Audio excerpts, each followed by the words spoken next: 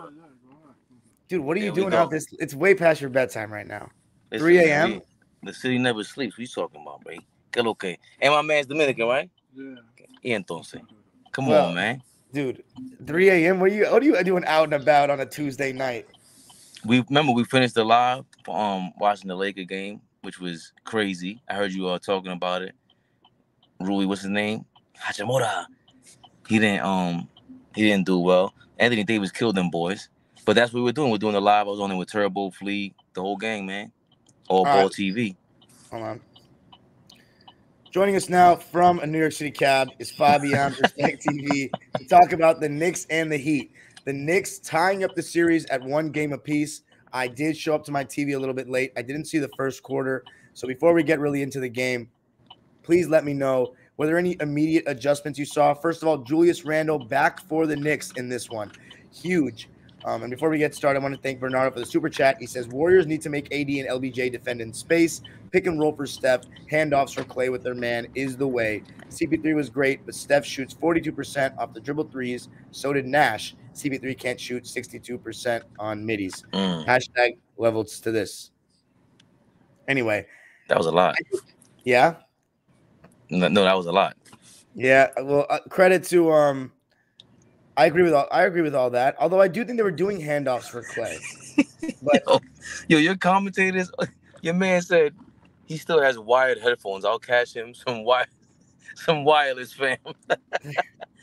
Yo, I like the wired headphones better. Idea 86, whatever your name is. Why is your boy Man, Nick? I'm sorry. Why does your boy Nick Pillow never show up to these late night lives? He only shows up to the daytime lives. Nick Pillow, get it together, Nick Pillow. I'm sorry. Did the Knicks make adjustments? Yes.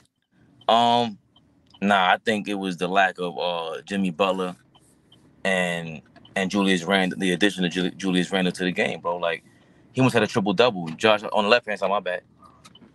And then Julius Randle add him to the game. It's over. That was the big difference. And then Brunson turning it up at then in the fourth quarter. So basically, Julius Randle, the one thing I noticed immediately and that the Lakers missed, the Knicks missed, was him drawing double teams. You saw the Heat double teaming him, showing him that attention. He was creating some good looks for other guys. RJ Barrett, another solid game shooting the basketball. And the Knicks in the first quarter. But the one thing I was surprised at was without Jimmy Butler, who missed the game with a sprained ankle. So we talked about that after the last game. Is Jimmy Butler going to play? Does he need to play, given that the Heat stole game 1? Now, I'll mute your mic for a second because whatever that is loud. But the one thing I saw was that the Heat were still getting so many good looks. And that's what was surprising to me, even without Jimmy Butler. Bam Adebayo was being used as the initiator. He was getting the ball out at like the high post foul line area. And credit to Spo, man. He brought out the whole playbook in this game. Just like with a lot of different dribble handoffs, Bam setting back screens, a lot of off-ball movement, getting these guys open shots. What did you think as a Knicks fan of your defense in the first half? Because guys like, again, this Heat supporting cast, Gabe Vincent, Caleb Martin, these guys have gone crazy in the playoffs. Shout out to Ryan Russillo on the Bill Simmons podcast. He said that the way the Golden State Warriors recruit players, especially in high school, they have to be like top-rated draft picks, right? Or top recruited players from high school. So I'm wondering, what is the criteria for the Miami Heat players, bro? They all have a handle, and they can all get to the basket. And when they get to the basket, they can make that skip pass. Just high IQ guys. Yeah. A bunch of tenacity. And we don't have that. Like, I told you my number one fear, one of my fears with the Knicks is, Emmanuel quickly doesn't even have a crossover. I don't know if anybody has watched this yet. Nah, I just came from Harlem, Edward. I was just uptown right now. I'm downtown right now. And the Heat have like 3 of those guys. Gabe Vincent, Caleb Martin. We just make them look like all-stars. And they're willing to, accept the challenge. So they get to the basket, they make these passes, and they're willing to make the extra pass. Because we can crowd the paint, and then we cover the first 2 or 3 passes, and it's that 4th pass that Miami has to make, that they make, and they destroy us. That corner, and they always shoot the corner 3-pointer. Julius Randle, horrendous on the coverage for that last play. That last, what do you call that play in basketball? That like in football, it's called the last option. It's like the last option in the whole entire play. I don't know if The there's a Heat net. were I don't getting it know. off. Oh, look who it is! Nick Pillow. Nick Pillow. He got off his pillow, got off his ass, and tuned into the live late at night. Let's go. But another guy I'm forgetting, Max Strus, 17 points tonight. But so the Knicks went into halftime, 51-54. They were down. Yeah. Third quarter, Jalen Brunson started to get going, but I saw the Heat the majority of that second half in a 2-3 zone. And I'm not going to lie, I was pulling my hair out at the stupidity of the Knicks offense.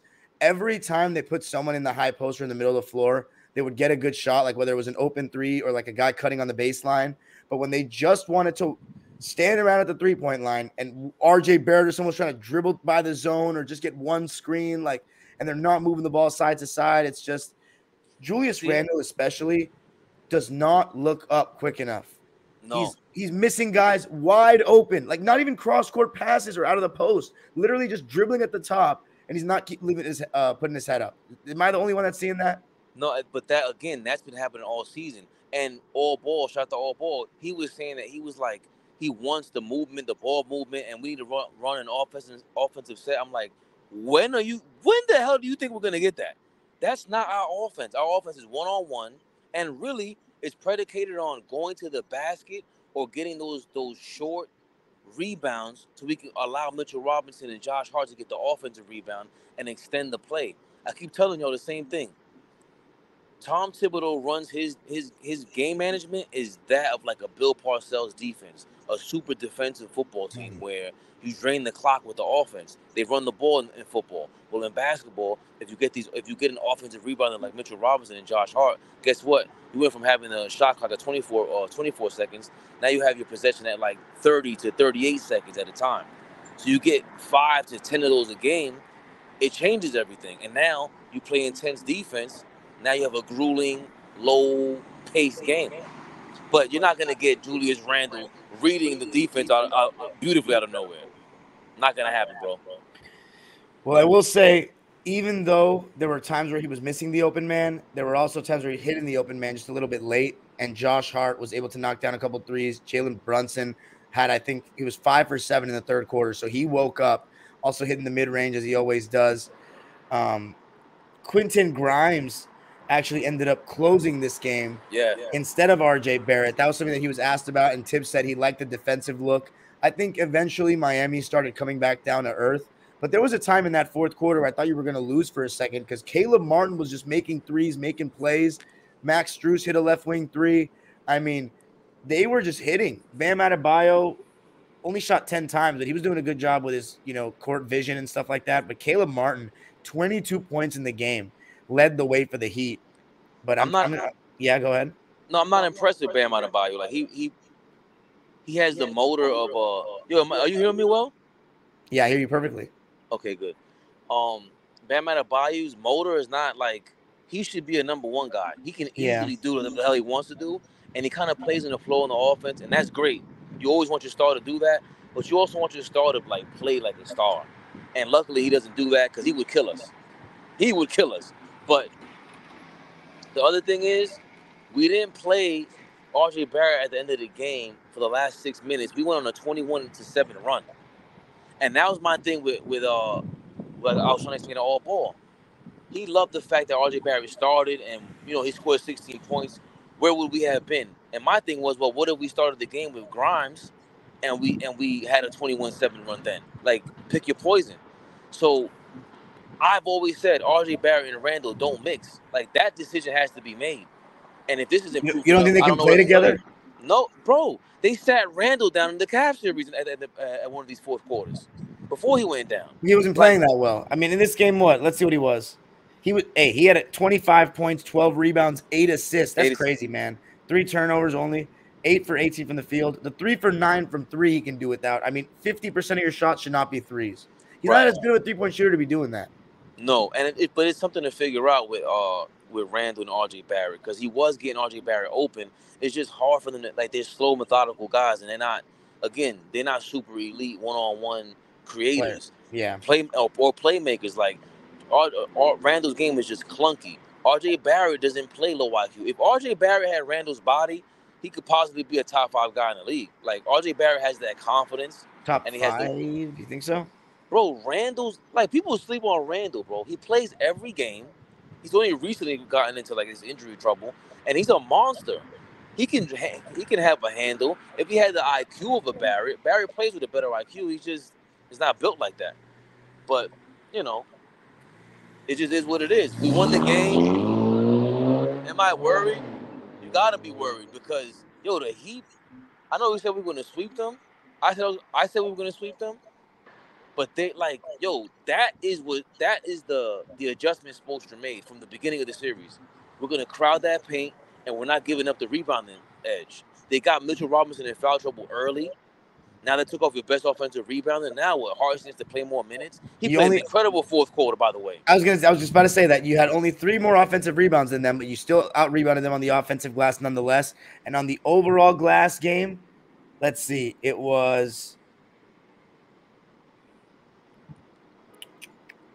34-50 in favor of you guys. Isaiah Hartenstein, shout out to him, former Clipper. Amazing fourth quarter. Hustle plays, going for loose balls, hitting that little push shot, rebounding.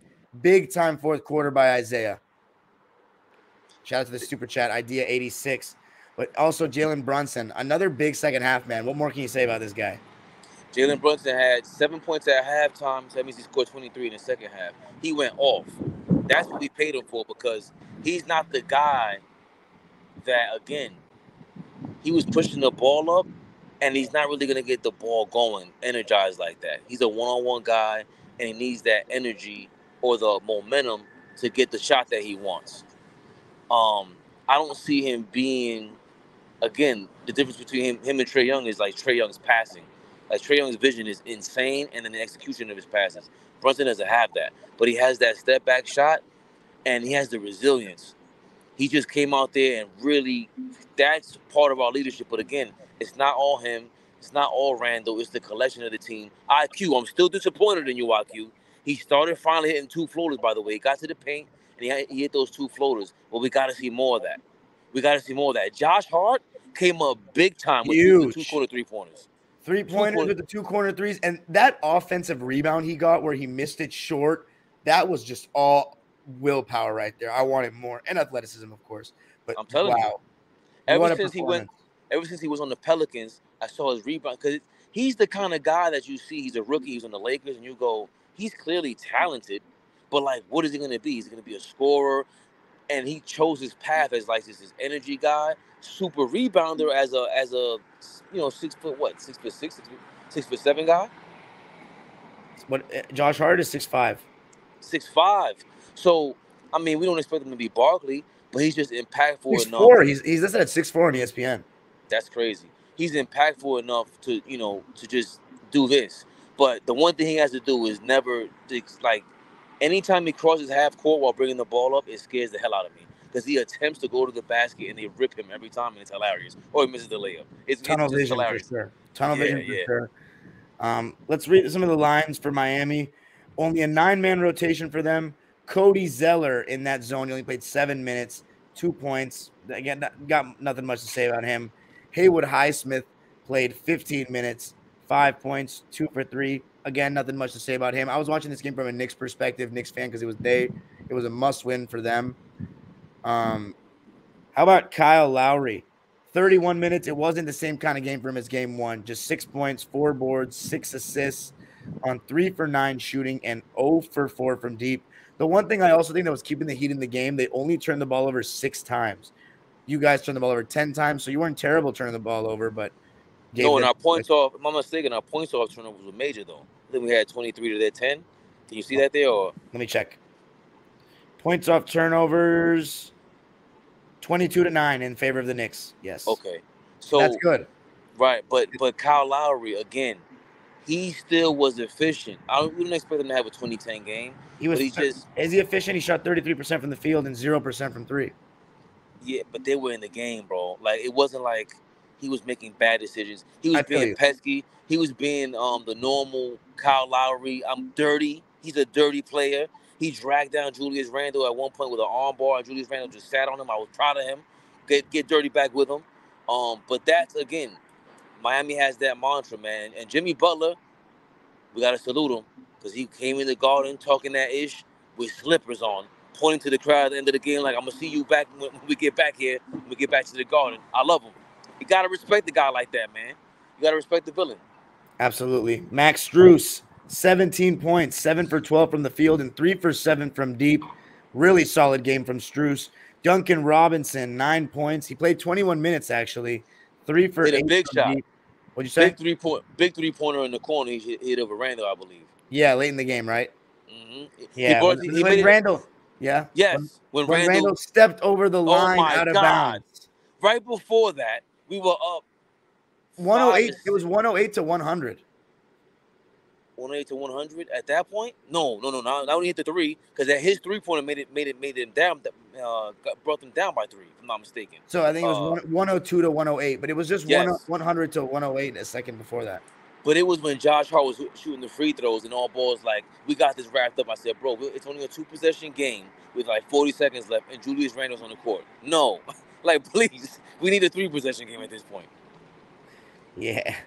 Duncan Robinson, 3 for 8 from 3, 9 points. Not much there, except for the late 3 for 8 from deep. And then Caleb, let's go with Caleb Martin. Actually, no, Kevin Love. Played 24 minutes, 8.6 boards, just 2 for 9 from the field and 2 for 8 from 3. So not really the same kind of game for Love as he had in game 1. They got him out of there, and which was weird because, again, he's older. That's not weird. He is older, but that's the thing about Spoelstra, man. We were just talking about the greatest coaches of all time, and we were comparing, like, they were saying Steve Kerr, is he top 5? I'm like, how can he be? I wouldn't say he's top 5, dude. Right. How can he be top 5 ever if he's not even top 5 now? Because he's definitely not above Spoelstra. Spoelstra is amazing. He is amazing. He said, Kevin Love, you ain't got it tonight? Sit down. No ego, no nothing. Sit down. That's the move. Kyle Lowry go in there. Caleb Martin go in there. I'd pay. Wouldn't you pay him $100 million to go coach your team? $100? $100 million. Oh, yeah. For 5 years? For like, are you kidding me? Yeah. You need that guy there. Caleb Martin, another amazing performance. It feels like every single game of the playoffs, this guy has played well. So active, really athletic, and he's knocking down the 3 ball with a lot of consistency. 22 points and 8 rebounds for him. 8 for 15 from the field. 4 for 8 from 3. 50%. I mean, amazing. And then Bam Adebayo, only 10 shot attempts. You would expect him to take more if you're a Heat fan. 15 points, 8 boards, 6 assists. Definitely wanted to take more shots than that. Just 1 block. Then Gabe Vincent, another really solid game for him. 21 points, 5 assists, no turnovers, 7 for 17 from the field, but just 33% from 3, 4 for 12. Yes? Was Gabe Vincent the guy that hit the 2 threes at the end? Or, I'm mistaken. Caleb Martin's a little taller than him. But Gabe Vincent and who's the other guys? Another point guard or guard, combo guard. I confuse the hell out of them. I'm like, who the hell is High Hand? Highsmith?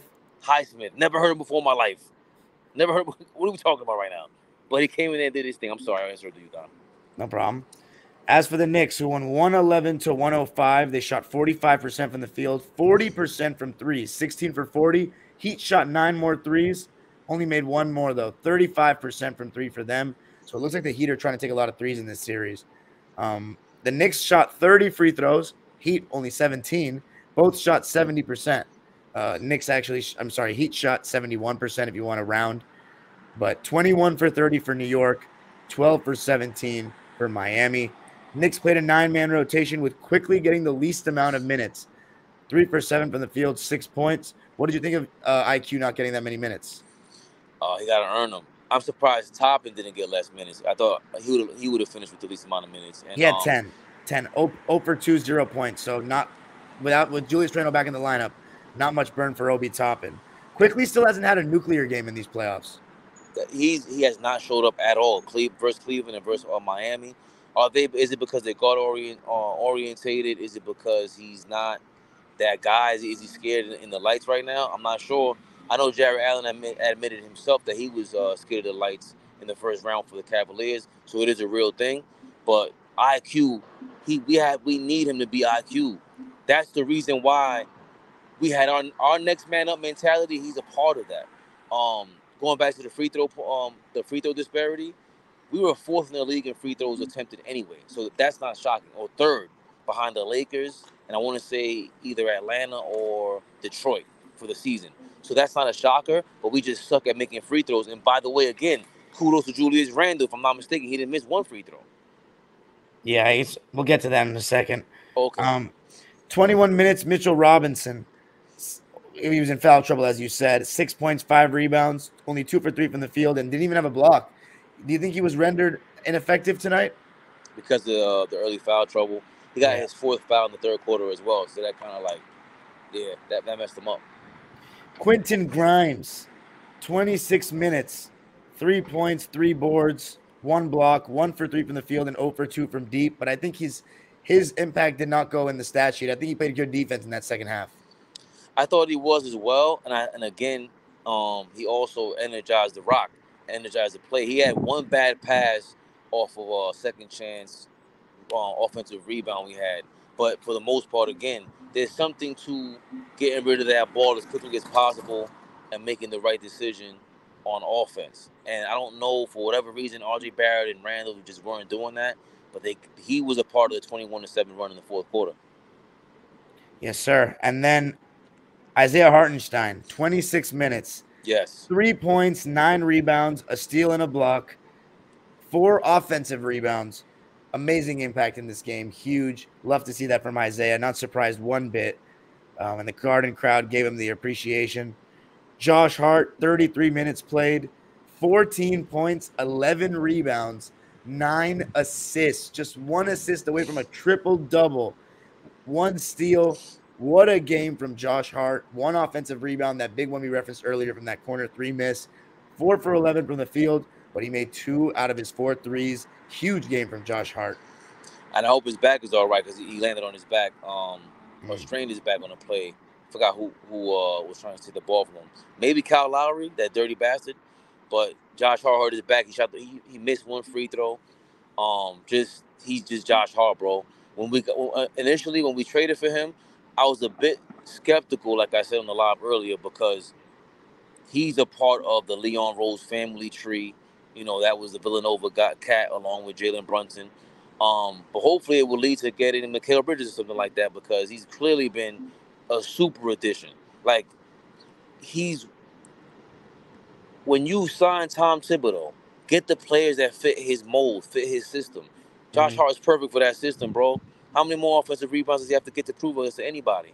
He's starting finally, like he should have been a long time ago, and he's in New York. He fits that New York character. Yep, absolutely does.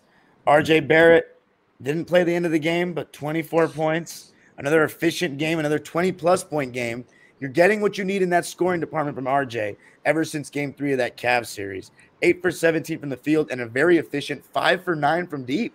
Yeah, that was shocking. He was on fire.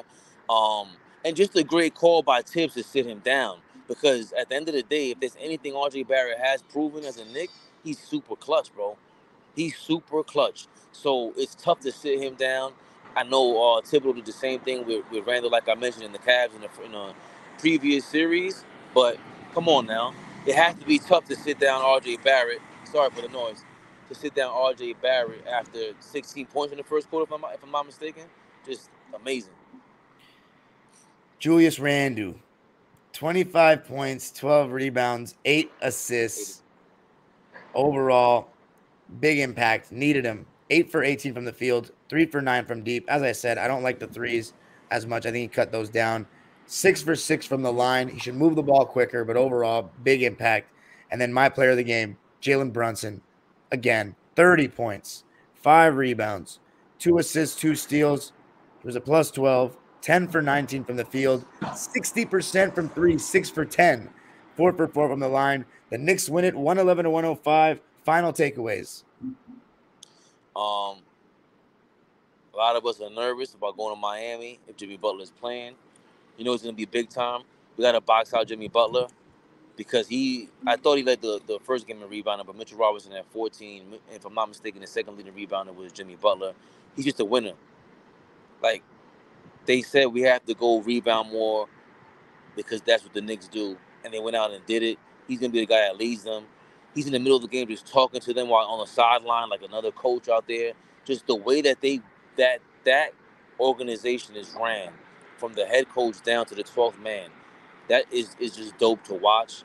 I like that we won. We showed resiliency, and I like that we showed some in-game, strategy, some in-game adjustment by Tom Thibodeau. It's gonna be a slugfest. Even if we win, even if whoever wins in whether it's 5 games or 7 games now, it's tough. Every possession is grueling. I love it. Well, I'm going to go with, I already said Knicks in 7 before the series started.